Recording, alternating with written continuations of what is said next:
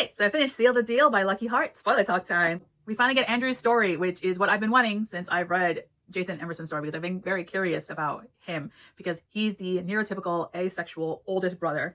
And if you have siblings, especially older siblings, you would know that sometimes they're almost like held responsible for your well-being. All right, I have an older sibling, and I kind of feel like she hates my guts most of the time. I also relate to the story a little bit more because Andrew is also half Mexican, which I also am. So there's a lot of things in here that were things that I actually have gone through in my life with my family. So it's very intriguing for me specifically. Now, if you do not like the whole fake boyfriend trope thing, the same for you, even though I think this is actually really ridiculous. I really think that it was pointless. All right. So in the beginning, we are finding out that, hey, Alec and Theo are getting fitted for the wedding. If you want to see Alec and Theo's wedding, it's not in this book. So sad, so bad. Okay. And, you know, Andrew being the oldest brother is like, oh, my little brother is getting married. And then even Charlie is settling down with Eden. And Jason has Emerson. And I am alone because I am hard to love. And we all know that's not true. Okay?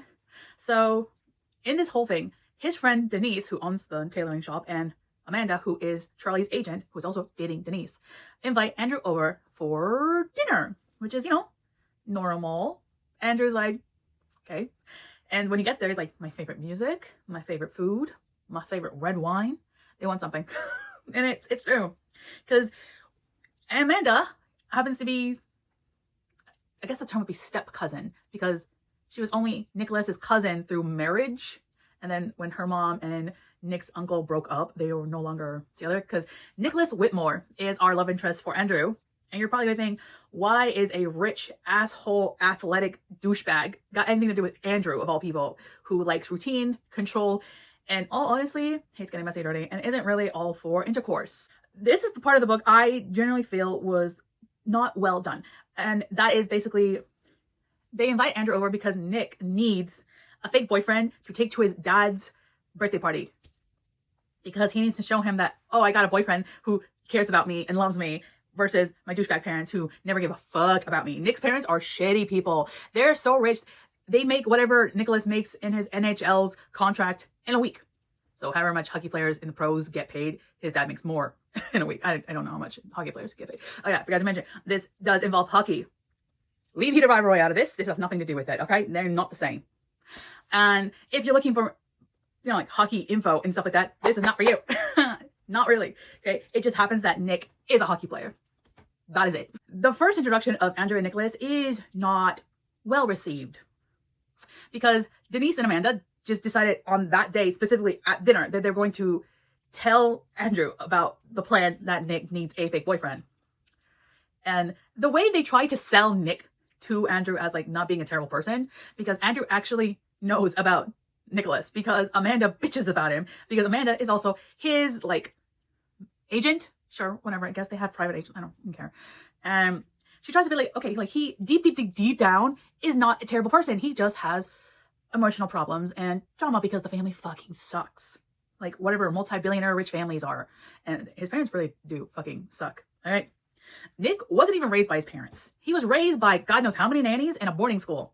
So he's got trust issues for obvious reasons. And he probably also acts out because he wants his fucking parents' attention for once in his life. Because he knows that his parents don't really like him because they said shit about him and stuff like that. And also, they don't celebrate his birthday. And his mom fucks off to France like whenever she wants, because it was technically a contract. Like when she gave birth to Nick, they have an heir to the Whitmore name. So she's like, fuck you, bye. And just leave him with nannies. So he doesn't like people. He only likes his cousin Amanda. And even then, the relationship's kind of like on thin ice. Okay? When Andrew meets him, he's like, oh yeah, I've seen him. He actually thinks Nick is aesthetically pleasing to the eye, because he's also like social media famous, and Nicholas likes to post thirst traps a lot. So if you read Charlie and Eden's book, it does mention that Andrew was looking up a hockey player's social media, and this is that guy, Nicholas, or Nicky, as everyone in the book starts eventually calling him. When they meet, it's pretty bad. Because like, Nick is hungover. Yay. He likes to drink a lot. And he sees Andrew with his khaki pants and his polo and his like well done everything. He's like, he looks like an accountant. He looks like a nerd. I would never date and or fuck him. Which is totally fine for Andrew, because he's ace. He doesn't fucking care. And also he has a lot of trauma about not ever being anyone's first pick. Like that was another problem, is that it kind of does feel a little coerced by Denise and Amanda, because they know Andrew is a good person and that he will help his friends. And Denise and Amanda are like his favorite people. So he wants to help them. So he does feel a little bit offended that he wasn't even Nicholas's first choice. Again, I do think the ploy and the reason why he needs a fake boyfriend is hollow at best. Like, that is not a good plot point in the book. It's just more of a McMuffin to like, McMuffin, whatever. It's a plot device. Just get them into the vicinity together to meet. Okay? That is all that it is. It's not very much important because they don't treat it like it is important. Nicholas makes a bad first impression. Andrew is overstimulated and needs to take a few minutes outside to calm down and recenter his nerves.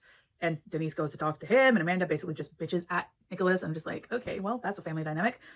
He somehow falls asleep on the couch because he's tired and he's hungover.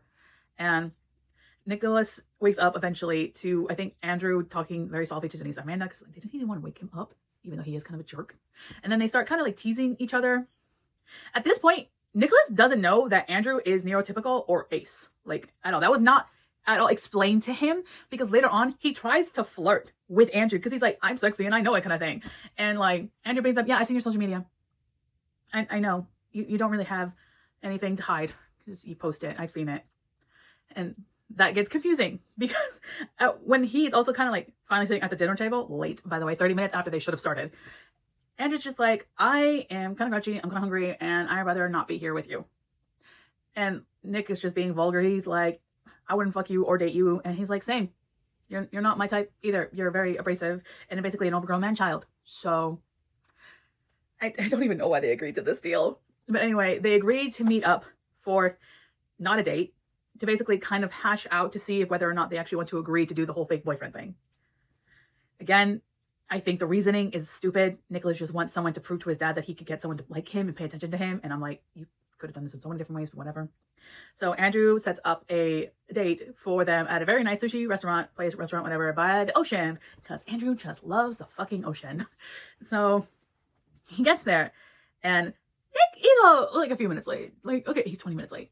Less than 20 minutes, my bad. He even says it was less than 20. And it's like, it's still 18 minutes. Okay, that's rude, which is disrespectful for everyone's time. Just saying. Anyway, once he gets there, he sees that Andrew had ordered his food very peculiarly because he doesn't like his food touching. So he's like, that's one of his things, is that he doesn't like every single thing touching. So when Nick orders just like a steak and stuff, he's like, what is all these plates? And Andrew's like, I just don't like the food to touch. Something with my brain. If you have a problem with that, you can leave. So they eat for a very awkward few minutes. And Andrew brings up the contract and the questionnaire because Andrew, God bless his heart, he made a questionnaire about compatibility, like where do you like to sleep on what side of the bed, or like anything that you're not comfortable with, because he just needs to know, because he likes to be in control, because that's how he functions in his brain. And I can kind of sort of relate to that just a little bit. Again, I am not claiming to be neurotypical, all right? I've never been tested, nor do I want to. That's just a personal preference. Having things in control makes it easier for him to predict, and this is already just emotionally volatile for him. And I don't like dealing with people. He doesn't like dealing with strangers, and it's just a thing, okay? He thinks that Nicholas is going to try to leave mid first date. Again, this is not technically a date. They keep referencing that they're fake boyfriends like all the fucking time. Like they're not delusional at best. And then Nicholas is like, no, I'm kind of gonna want to see where this goes. And he's learning more about him. Also, because Andrew keeps calling him Nicky, Nicholas decides to start calling Andrew Highness because his last name is King, you know? And Andrew actually doesn't really like that nickname because, you know, being oldest, heavier the crown on the head, and being responsible for his siblings, including Theo, because by the age of 7, Jason had basically adopted Theo into their family. So like it was basically having like 4 brothers.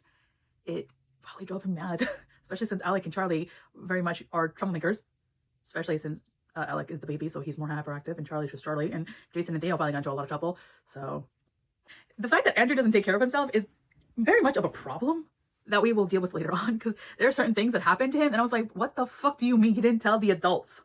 So once Nicholas starts to see how peculiar Andrew likes certain things and very much in control and stuff like that, he decides to start calling Andrew Princess. Before anyone says anything, Andrew actually doesn't mind being called Princess. Because remember, Andrew always has to be in control, always in charge, always make sure that he's planned and everything. He is tight-wound with the control. Nicholas takes the control out of his hands. Whether by choice or not, that depends on the situation. So he kind of likes being called Princess because, I don't know, it just makes him feel something like special, wanted for once. Because they both want to be wanted, but in different ways. Surprisingly, they agree to go on a second date, and it's Nick's turn.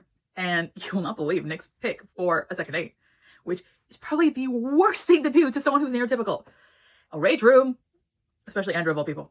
Andrew does not like it at first because he also doesn't like the protective overalls and gloves and gloves. He does not like it.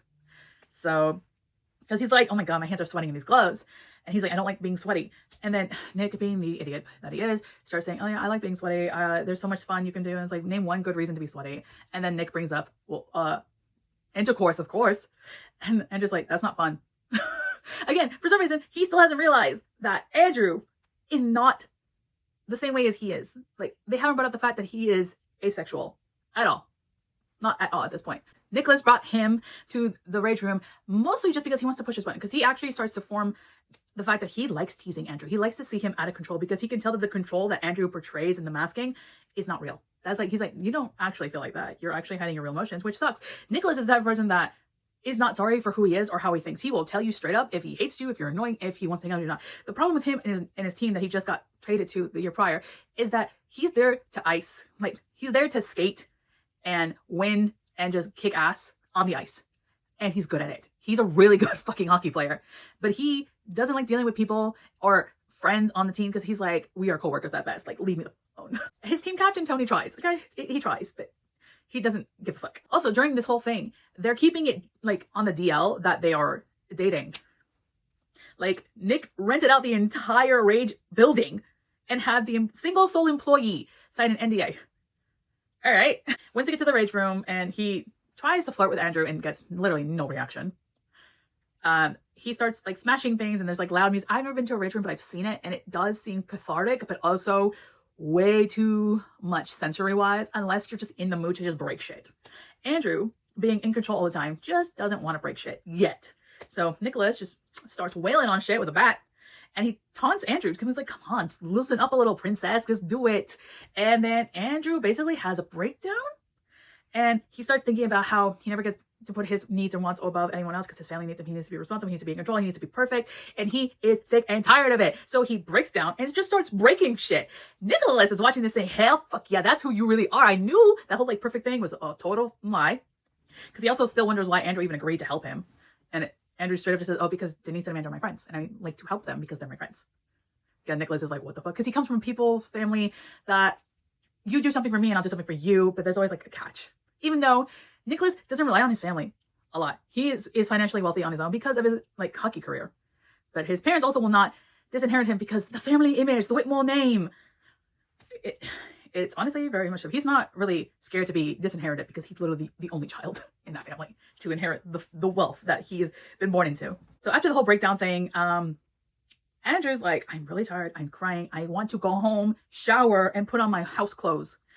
I think I need to explain this because I am the same way. Okay. So house clothes are the clothes that you're okay with like laying in your bed in. Okay.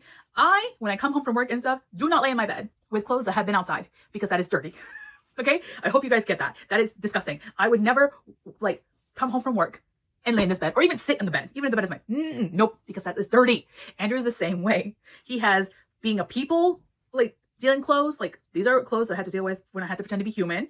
And these are my house clothes. These are clothes that I really like and they're comfy and I can just curl up in bed and everything. So Nicholas is like, what the hell are house clothes? I was like, that is clothes that you wear in the house only. That is it. So hopefully I can explain it the same way. Okay. Because Andrew's place is actually closer to the Rage room than Nicholas's multi-million-dollar mansion on the beach. Also, I'm pretty sure beaches aren't private in California, but whatever. Because he has a private access to a beach. And I'm just like, I don't think that's legal. But moving on. He goes to Andrew's house and he like house apartment, whatever. And he's like, oh, this looks exactly how I imagined. White, clean, basic, super white. There's so much white. And then there's like that one painting from Charlie. It's like, okay, that's a little standouty. Andrew offers Nicholas the shower first and stuff like that. And he's like, well, I don't have any clothes. And he's like, no, I have clothes that you can fit into. He's like, what? Because Andrew likes wearing some baggy clothes because like they're comfy, okay? You can't tell me you don't like a baggy t-shirt every once in a while, all right? So I'm pretty sure Nicholas is like 4 inches taller, but he is obviously a little bit more buffer because he is a pro athlete versus Andrew, who is, in his own words, a little squishy, lean and squishy. He swims every once in a while in the pool in the building that he lives in or at the beach, just a little bit. He's got a bit of a little stomach. And I'm saying this because the author references his stomach quite a bit. Just saying. Nick again tries to flirt with Andrew. And Andrew's just not interested whatsoever. Like, bro even strips down. And he's like, okay, he's in his boxers. He's not completely naked. He's like, okay, I've seen that. I'm interested in your tattoos, though, because Nicholas has just tattoos all over, like, to his neck and everything. Which Andrew actually really finds mesmerizing. And he wants to touch it. Like, he finds the tattoos very interesting. Not Nicholas's body in that way. Which, again, Nick is like, what the fuck? I'm sexy. Why aren't you, like... He still doesn't get it. So he showers first, and once he's done and like getting clean clothes, he goes into the living room to lay down on the couch while Andrew goes and showers. He finds Andrew's Kindle. Now here's the thing. You can be ace, but you can also probably read and write the most smuttiest smut that you've ever seen in your life. Which is true. Like, a lot of good fanfics have been written by people who are not interested in that. So Nicholas is going through these books, and like the covers are... Andrew has a type. Andrew really seems to like the Omegaverse. Okay. And werewolf shifters and stuff like that. And like Nicholas is surprised because Andrew doesn't give the vibe of reading smutty books. Andrew comes out of the bathroom in his room and sees Nicholas holding his Kindle, and he freaks the fuck out because obviously that's embarrassing. And not even his family is like, honestly, if my family looked at my Kindle, they would also be like, Kathy, what the fuck? I'd be like, you should know. One time my older sibling actually did want to see my Kindle, and I was like, I had to pull up an innocent book covered so that she wouldn't go through it. It was embarrassing as fuck, and she never did it again. Anyway, so Andrew was freaking the fuck out and trying to get the Kindle bit because Nicholas is a douchebag. Also, don't get mad at me. He is a dick. He even says that he's an asshole. Okay, he confirms it. He's an asshole. He's straight up about it though, so you can't fault him for that. And he's like, he starts talking about like, oh my god, look at you. I thought you weren't like into that like sort of thing. And he's like, okay, I like to read romance books. It doesn't matter. I am not that way though. It's a very weird situation. Just saying. But yeah, it works out at the end. Like they kind of start talking about Andrew's neurotypicalness and ace-ness, and Nicholas finds it intriguing for the most part. He doesn't seem to be disgusted, which is one of the things Andrew's afraid of, that he is scared that, great, another guy is going to find out that I can't fulfill a certain thing that they might need. And Nicholas has been very open about how much he really just likes banging people, and also that Nick is probably bisexual because he likes men and women for the most part, from what I can understand. And Andrew's just like, I'm not that. Again, Nick was basically like, I'm literally in my boxer shorts in your living room. Why aren't you reacting? He's like, I'm just not really into it.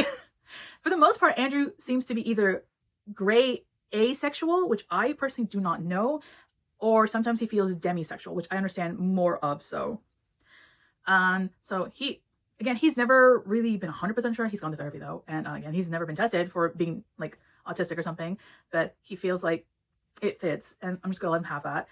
So he doesn't want to be tested because he functions very well in society in his mind. So also, I forgot to mention this thing.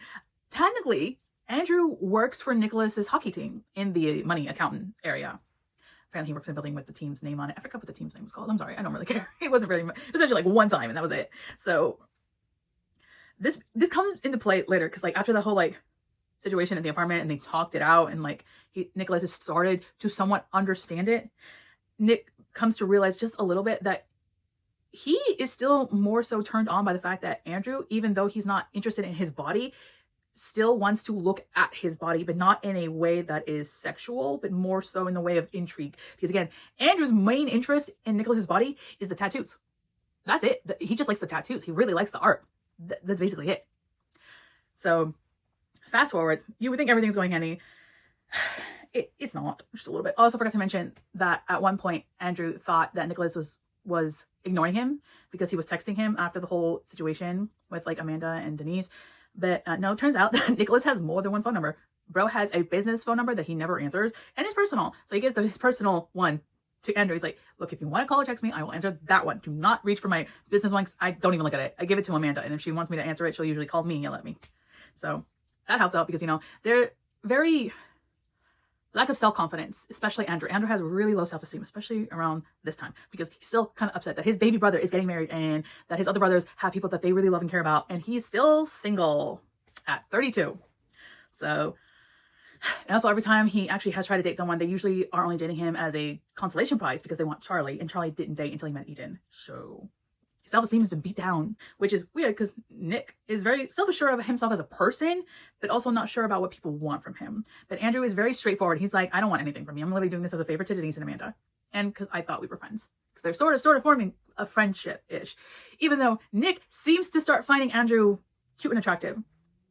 And again, he wasn't turned away by the fact that Andrew isn't physically attracted to Nicholas's body.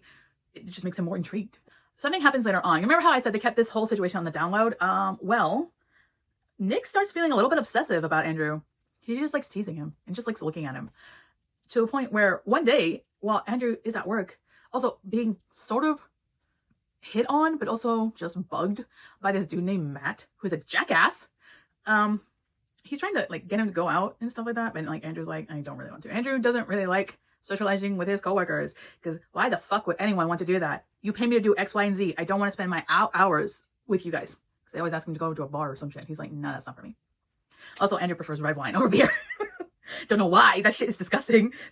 Look, this is a tangent just a little bit. Andrew keeps saying that he likes red wine because it's sweet. And I'm just like, I've had red wine multiple different types of red wine, different prices and everything. It's not sweet. It's disgusting. I'm just saying. I'll never understand anyone who likes red wine and thinks it's sweet. Moving on from that tangent. During this time where this Matt dude is trying to hit on Andrew and he has like his arm on his shoulder, Andrew does not like to be touched, especially if you don't give him permission, which Nick also picked up on, and he's starting to like sort of gain that trust a little bit more. He just wanted to see Andrew. He could have called or texted. He didn't want to. He just wanted to physically see him. He also has a game that night. So he goes there, sees Matt, and is like, who the is this? Because Nicholas has a possessive side, and he in his head is like, Andrew King is mine. Fake boyfriend would be damned. He's still mine. Why are you touching what is mine? Because he's also a self-exploited little rat, let's be honest. So he goes in there, pulls Andrew away, and like just kind of, he likes to put his hand on the back of Andrew's neck, and Andrew also likes it because it's sort of grounding for him, like to each his own, but whatever. Everyone's like, what are you doing here? Because everyone knows who Nicholas Whitmore is, because like he is famous. And they work for him. So they're just like, what the fuck's going on?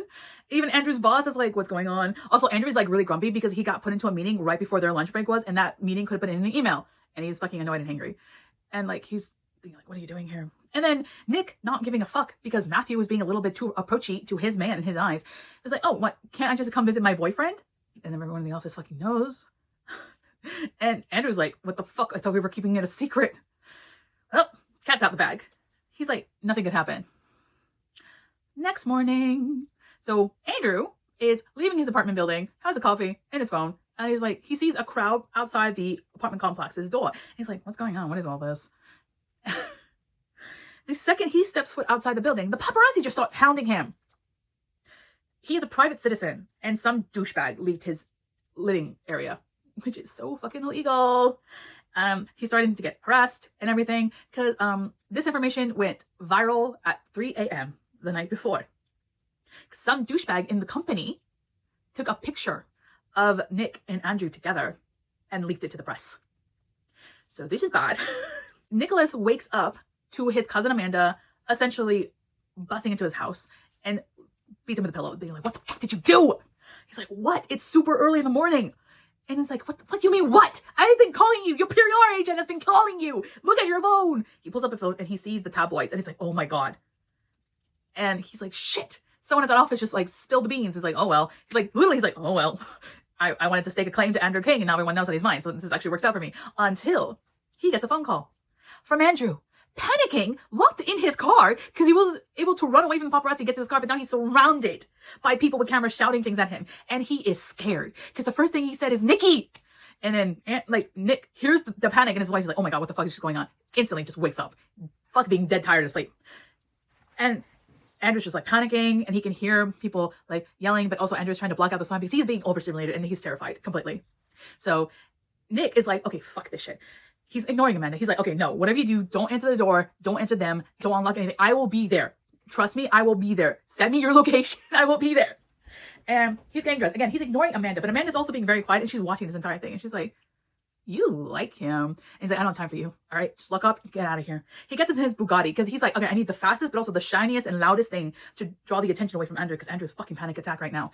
So takes the Bugatti, speeds 90 miles an hour Luckily, he didn't get pulled over, and gets to the apartment. The second he sees the crowd of people around Andrew's car, he basically skirts his car really loud to draw the attention of the paparazzi. And he rushes through to the crowd. He's intimidating. He's very tall. He's also athletic, and he's also a douchebag. So the paparazzi already knows, like, oh, he's going to kick our ass. So they back up, and he opens Andrew's car, and he calls him princess. This is never brought up, which is weird. You would think the paparazzi would write that shit down. Paparazzi takes pictures of Nick and his very comfy, expensive luxury sweats, getting Andrew and trying to block him, like his face and everything, from the paparazzi, and basically just carries him to the car, and he even buckles him in and everything. Although at first Andrew was trying to buckle himself in. He's like, no, we won't do it. Andrew just lets him, and Nick really likes the submissiveness of it all. It's like, whatever. So they get in, and then he speeds away. And during this whole thing, he does let Andrew kind of like self-regulate just a little bit, because he's like, okay, he literally just got traumatized by the paparazzi because they're assholes. And he drives him to his very nice, very white, Blaine looking house. Like, it's described as very clean, but also very just white.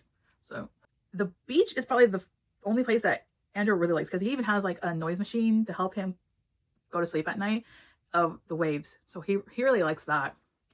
And during this entire thing, Nick gets the idea, is like, okay, you are not going back to that apartment. You are staying with me. And he kind of secretly wants Andrew just to move in with him. Because like at this point, they're sort of realizing that they might like each other more than the fake boyfriend thing. But he's also kind of like apologizing for this, because technically this was his fault, because he went to Andrew's workplace without giving him a heads up. And then he did all this. And I'm just like, okay, well, that sucks. Note that all of this is going viral, which means Andrew's brothers and family know. Luckily, his parents are on a cruise right now, so it's fine. But Charlie knows, which means Eden knows. And if they know, then Alec and Theo know. And if those two know, you know Jason and Emerson know. So that's not good. Nick and Andrew spend the rest of the day in his very nice beachfront apartment or house, whatever, fuck, it's a mansion, to self-regulate him. And again, he's feeling comfy, trying to just, but he's also freaking out because he's like, oh my God, I'm so fucked. Because I was thinking about telling Charlie, because Charlie's a nosy motherfucker and he's going to try to dig into everything. And also Charlie would never believe that you and I would be dating people, which Nick takes offense to. He's like, what do you mean? It's like, you're you. There's no way my brothers would ever think I would date you. Which is true. Because like the first time I met them, it's like, yeah, no, you're a douchebag. And he was like, the fact that Nick's excuse was, I'm rich, famous, and good looking. I was like, okay, your personality is still shit. Nobody would date you. But that's besides the point, because at this point, Andrew's just trying to realize that Nick is a man-child, but also misunderstood. So they bond at that thing. And again, Nick really kind of likes seeing Andrew at his place. He does. He also gives Andrew some new clothes to put on so that he has house clothes and he's more comfy. Again, he's trying to self-regulate himself because he's like, still, I'm so sorry. So he suggests to Andrew that he stays with him because he does have better security, and like the paparazzi can't get to his place, and he has guards apparently. So after a few hours, hopefully enough time has passed that the paparazzi leaves, they go back to Andrew's apartment so that he could pack some clothes and stuff. Because even though Nick was like, I'd rather you use my shit and like my body wash and stuff like that, because I like that you smell like me, which is also another weird thing, but like whatever. Andrew's like, no, I would actually really prefer to have some of my stuff. So they head back to the apartment, and guess who's waiting? Everybody. The fact that they all just were waiting in the freaking place. Charlie instantly just hugs Andrew. He's like, oh my God, why didn't you tell us about this? And then like they see the imposing tall figure that is Nicholas. And it's not the best first meeting, because if you did read Jason and Emerson's and Charlie and Eden's book, you will know that both Emerson and Eden have a problem with someone like Nicholas. Jason's and Emerson's story like showed you how Emerson doesn't like jocks, which is one of the reasons he was kind of intimidated by Jason in the first place, because Jason is a hunking of a man. And Eden has problems with rich, big man, which also is Nick. That and Nicholas is a little bit of a douchebag. Eden rushes over because Andrew does see Eden as his new little brother. They're basically just, they're already part of the family. You're married as soon as you start dating a king. Essentially, that is in their mind. So Eden, surprisingly, is the shortest one out of everyone here. He's even shorter than Alec, which I'm actually surprised by, because I thought they were kind of the same height. They're not. And Eden does not like Nicholas whatsoever. Emerson's just there beside Jason, being kind of scared of how big Nick is. And he starts threatening him, and he actually wants to talk to Nicholas in private because he did read the articles. Nick says, I'm not here to talk to Polly Pocket. Everyone in the room, except Andrew, because at this point, Andrew just goes into his room to go pack. Just like, they're like, oh no, you did not push his buttons. He did. And Charlie has to move in to like stop Eden from actually physically attacking Nicholas, because he will. Out of everyone in that room, Eden's most likely to throw hands.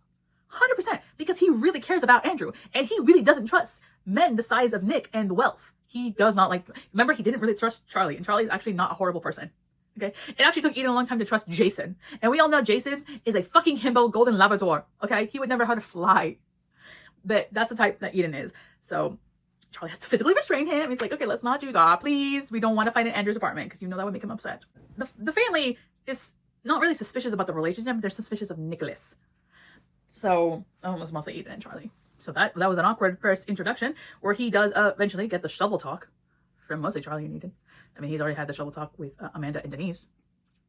That he calls Andrew princess, and he does still touch Andrew, which Jason is surprised by. He's like, he's touching Andrew without asking.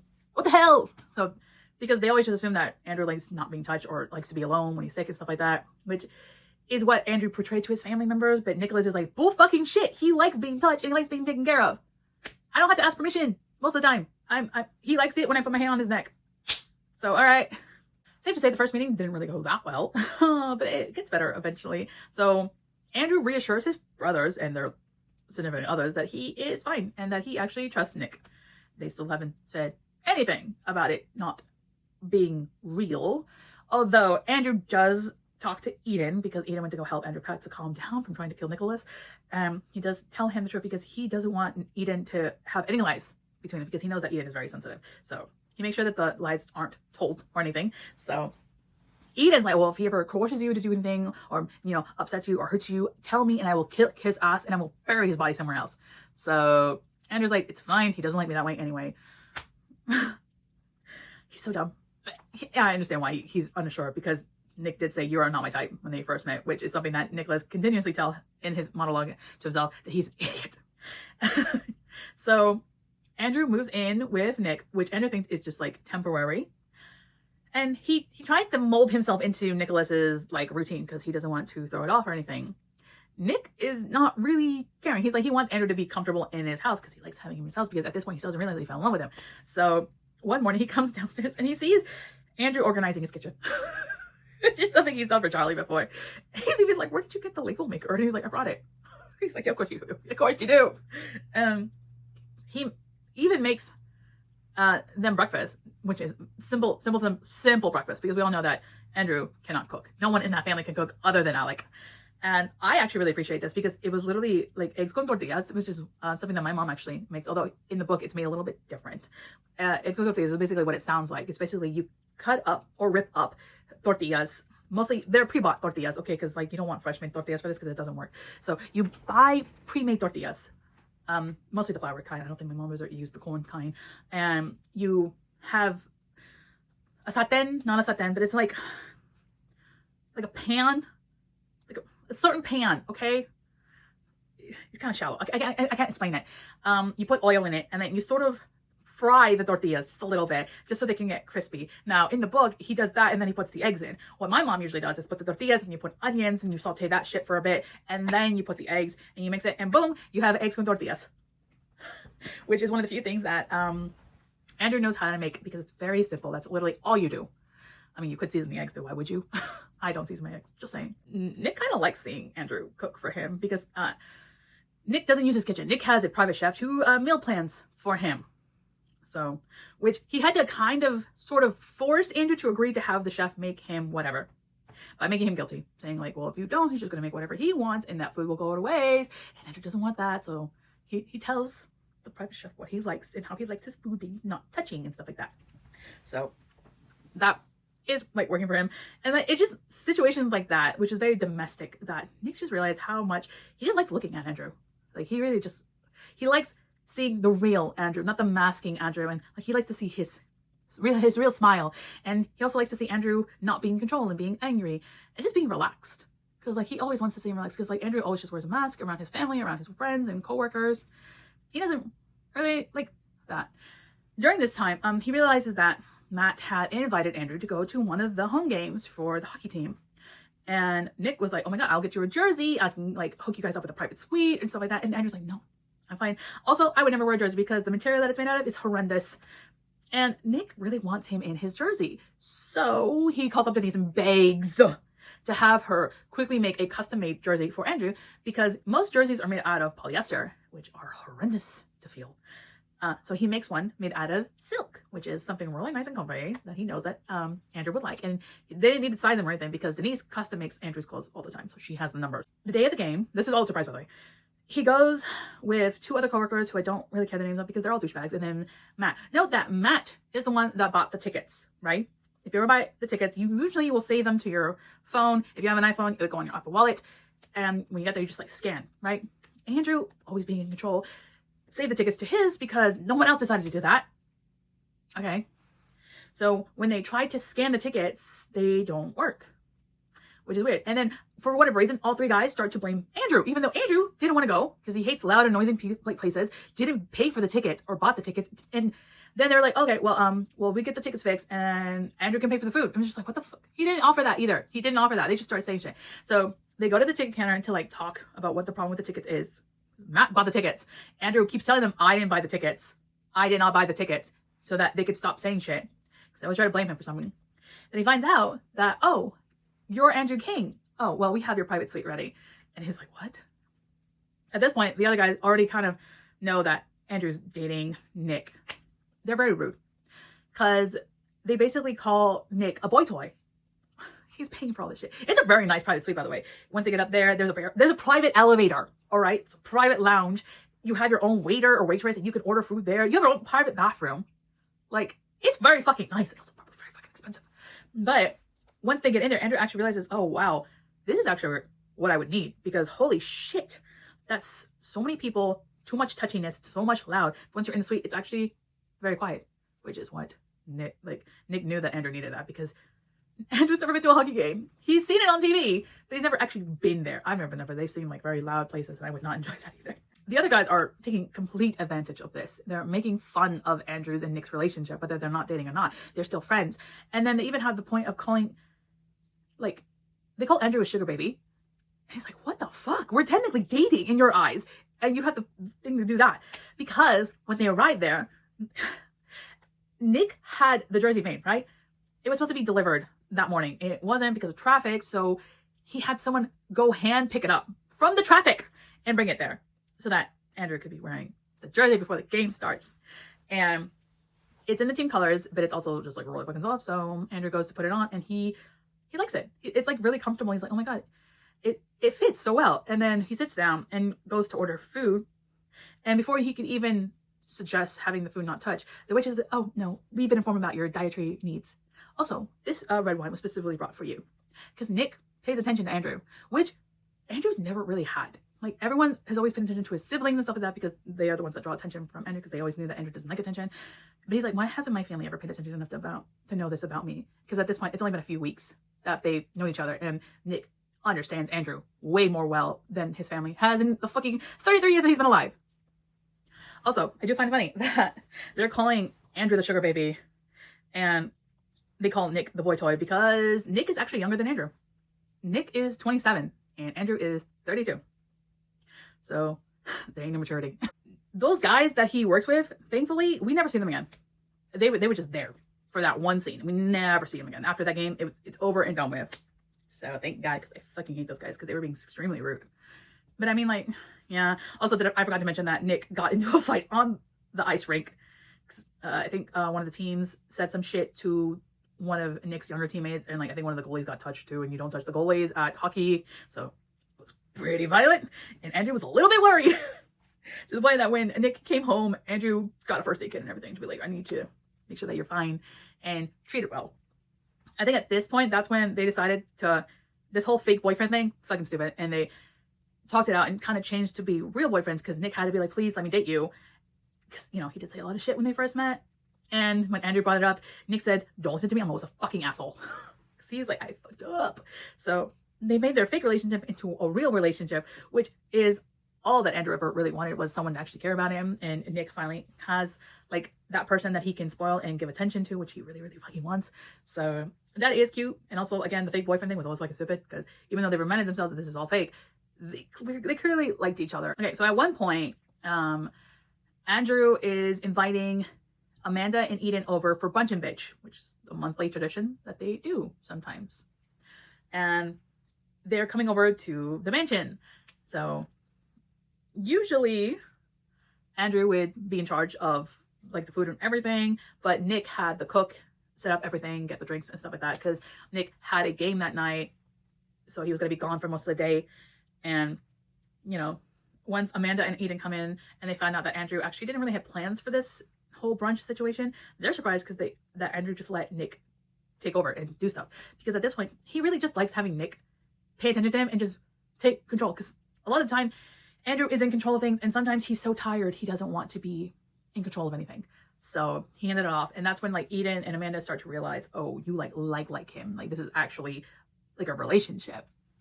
And you know, he does tell them that the relationship is real now, it's not fake. So that tends to happen. Although I feel like Andrew has been a little bit stressed, and Andrew gets sick that night, so it doesn't really end well. Because no one's ever seen Andrew get sick, because he tends to just lock himself away because he doesn't want to burden his family or friends. So he kind of falls asleep on the couch with his friends as they're watching like shows and stuff. And when Nick comes home, he instantly knows that there's something wrong with Andrew, and he's like, what's going on? They're like, are you not sleeping enough? Do you want me to take you to the bedroom and get you some sleep?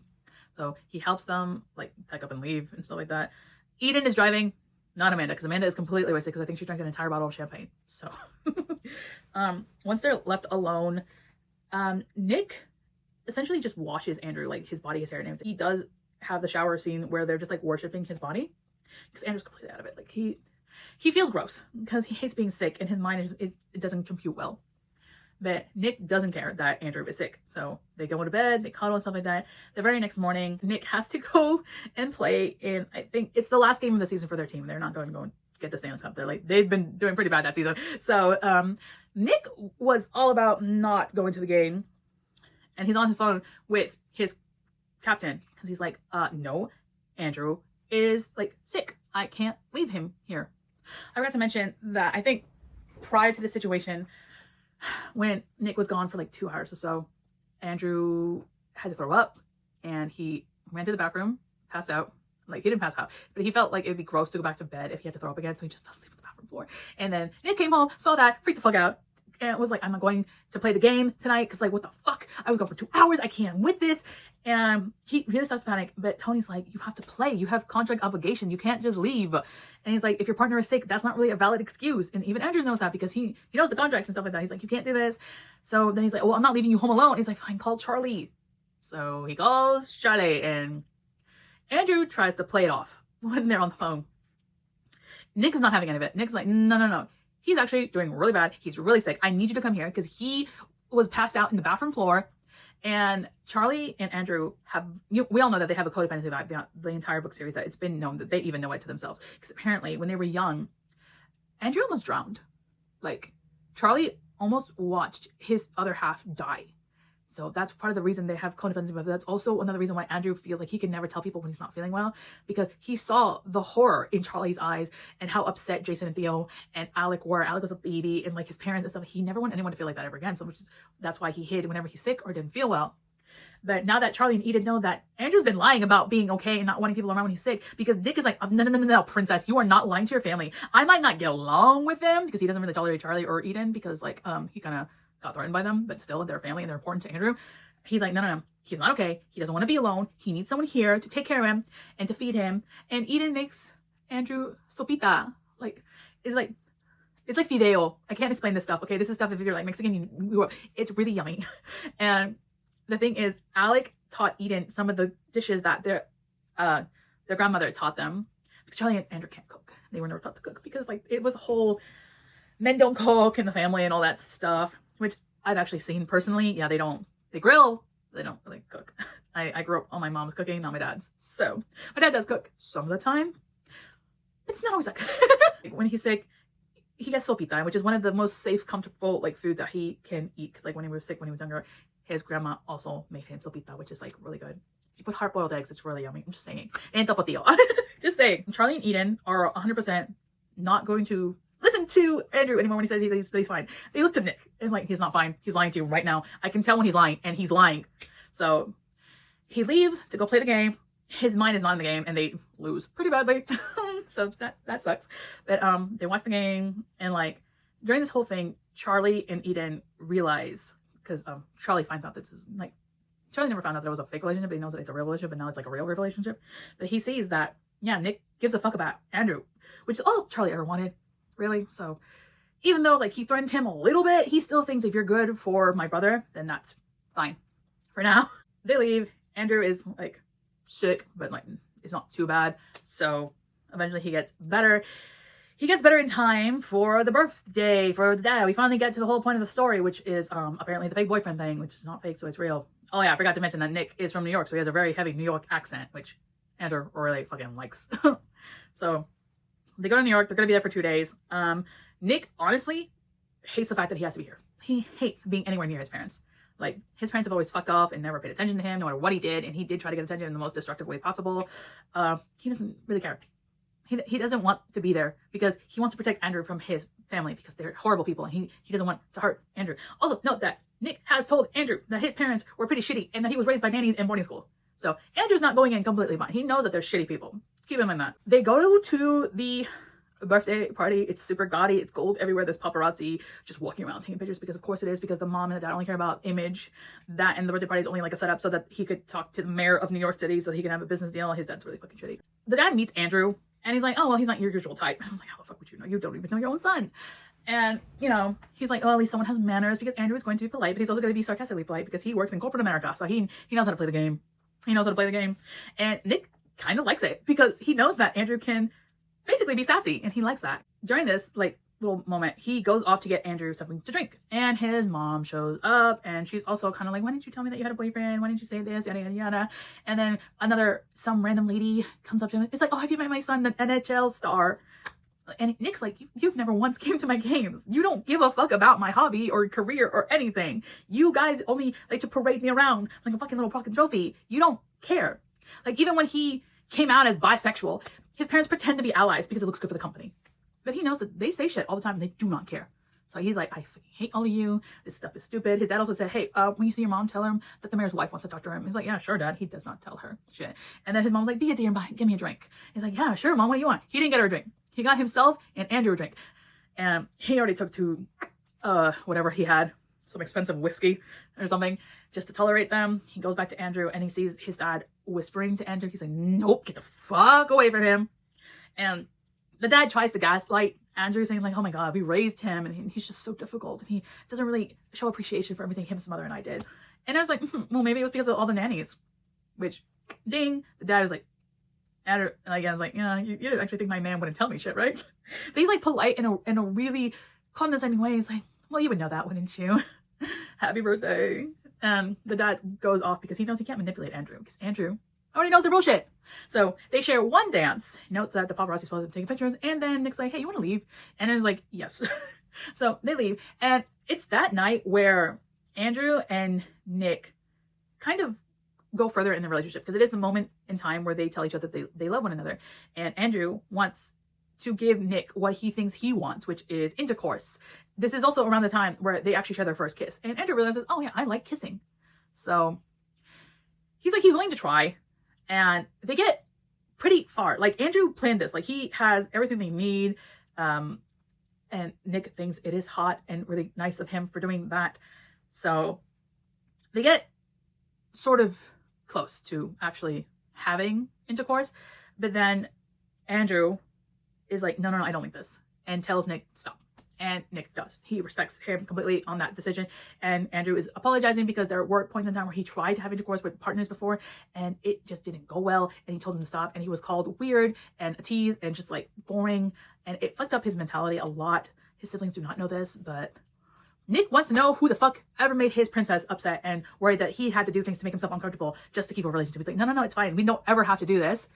But there are points where they do kind of get intimate, but not in a intercourse kind of way. Andrew likes touching the tattoos and likes watching Nick and likes knowing that Nick is, you know, feeling good. So their relationship in that way is their own unique way. Like, if he ever wants to try again or something like that, he knows that Nick will be a safe person for him to try. So they try that. It didn't work, but like, they still help each other out whenever they need to. There are a little bit more details into the book, but I don't think I'm allowed to say this online, so I'm just not going to say it. So I'm sorry, but if you want to see that part, you can kind of read it in your own way. But if you're looking for smut in this book, you picked the wrong book to do it in, because again, Andrew is ace. So they tell each other they love each other, and like they at that point they're just like, yeah, this is it. I finally found my person, because they feel safe with one another. They don't have to pretend the walls are completely down with Andrew. He's found his person. That is Nick. That's Nick. So you think that's it? No. So the epilogue essentially is fast forward 1 year. So Nick is now 28 and Andrew is 33, and he's proposing. Yeah. So I almost forgot to mention. So before this epilogue, there was one more scene where Nick finally meets the parents. He's scared. He's so fucking terrified. He's like, oh God, I should have bought something. Why did I have to run late? Because fucking Tony wanted to hang out with me. But no, Andrew said, like, no, it's fine. Go have fun with your friends. It's just a birthday party. You're fine. So he shows up and stuff like that. And like the brothers are there and everything. And Andrew went to go get the cake. The brothers decide they're going to test Nick by having Charlie disguise himself as Andrew. And here's the thing that I fucking think is funny, because I know at this point, Nicholas worships Andrew's body inside and out. Not completely inside, but you know what I mean? Because they like to shower, and Nick likes to spoil Andrew. And he knows that, oh, if I wash his hair and stuff like that, he really likes it. And like he takes the time to wash his hair. So like he knows Andrew pretty well. So when he sees Charlie, he instantly clocks, is like, that's not my Andrew. That's not my princess. What are you doing, Charlie? And Charlie's like, what? No, it's me. He's like, nope. My Andrew is superior to you. You don't look nothing alike. Remember, they're identical twins. So everyone is like, oh my God, wow, he actually really knows Andrew. And when Andrew sees this, he's so fucking upset. Because he's like, why the fuck would you do this? Because again, Andrew still is like a little self-conscious about that. But no, it's fine. He does scold his brothers for that idiot idea. But because Jason was like, well, I didn't actually encourage that behavior. He's like, yeah, but you didn't stop it. So you're still in trouble. So Nick meets the parents, and he gets what he actually really wanted was a family, because Nick always just wanted a family. And, you know, the mom and the dad does be like, hey, if you heard our son and stuff like that. And then this is also the part where Andrew finds out that his mom was worried about him the most. And this is where we find out how much Andrew didn't put himself worth of anything. Okay. This is why Nick will never hide anything from Andrew's family, because apparently when they were younger, Andrew broke his arm and didn't want to bother his family. So he didn't tell them. And then the very next day he wakes up with a fucking swollen broken arm. And they're like, oh my God. And I'm just like, what the fuck? You lied about breaking your arm? Are you fucking kidding me? Jesus Christ. Thank God he has Nick. Because Nick was like, no, we are not hiding that. If you're ever in trouble or in danger, I will never hide shit from your family, because they're important to you. Fuck that. So yeah, that's how much of the lack of respect that Andrew had for himself. I'm just like, what the fuck is this shit? So yeah, that happens. But like, hey, once he meets the family, the parents are like, hey, when's your next like game? I guess we gotta learn hockey. We would love to go see it, which is something that his own parents never wanted to do. And Nick's like close to tears, because he's like, oh my God. And then the piece de resistance is when Andrew's dad calls Nick son. Because again, you're basically married at this point. So was the marriage proposal at the end of the epilogue surprising? No, not whatsoever. I did think it was a little bit fast, but again, they're like almost in their 30s. Andrew is in his 30s, and they will never find anyone that they deem perfect for each other other than themselves, because for them, that is it. Because Andrew is the first person that ever just wanted Nick as a person. Same with Andrew.